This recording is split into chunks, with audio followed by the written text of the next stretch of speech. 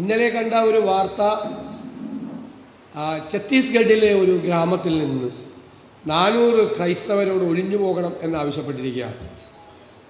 ഒന്നിൽ ഘർ വാപ്പസി നടത്തണം എന്നാണ് പറഞ്ഞിരിക്കുന്നത്. ഇല്ലെങ്കിൽ അവർ തലമുറകളായി ക്രൈസ്തവ വിശ്വാസികളായി ജീവിക്കുന്ന ആളുകളോട് ഒന്നുകിൽ നിങ്ങൾ മതപരിവർത്തനം നടത്തണം, അല്ലെങ്കിൽ നിങ്ങൾ ഗ്രാമം വിട്ടുപോകണം എന്നാവശ്യപ്പെട്ടിരിക്കുകയാണ്.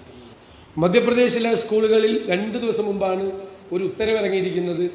ഒരു ക്രിസ്മസ് ആഘോഷവും വേണ്ട, മേരിയുടെ, ജോസഫിൻ്റെ, സാന്റാക്ലൂസിൻ്റെ ആരുടെയും വേഷത്തിൽ ഒരു കുട്ടിയും ആഘോഷങ്ങളിൽ പങ്കെടുക്കരുത് എന്നുള്ള കർശനമായ നിർദ്ദേശം മധ്യപ്രദേശിലെ എല്ലാ സ്കൂളുകൾക്കും ഗവൺമെൻറ് ഉത്തരവാണ്. അങ്ങനെ ആരെങ്കിലും അതിൽ പങ്കെടുത്താൽ, അവരെ പങ്കെടുപ്പിച്ചാൽ, അങ്ങനെ ഒരു പരിപാടി നടത്തിയാൽ മതപരിവർത്തന വിരുദ്ധ നിയമം അനുസരിച്ച് അറസ്റ്റ് ചെയ്യും എന്നുള്ള ഉത്തരവാണ് ഗവൺമെൻറ് കൊടുത്തിരിക്കുന്നത്. അതാണ് നടന്നുകൊണ്ടിരിക്കുന്നത്. മണിപ്പൂരിൽ കത്തിയിരിക്കുകയാണ്.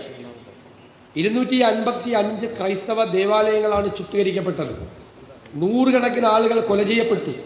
നിരവധി ആയിരക്കണക്കിന് ആളുകളുടെ ഭവനങ്ങൾ അഗ്നിക്കിരയാക്കപ്പെട്ടു. എത്ര സ്ത്രീകളാണ് അപമാനിക്കപ്പെട്ടത്.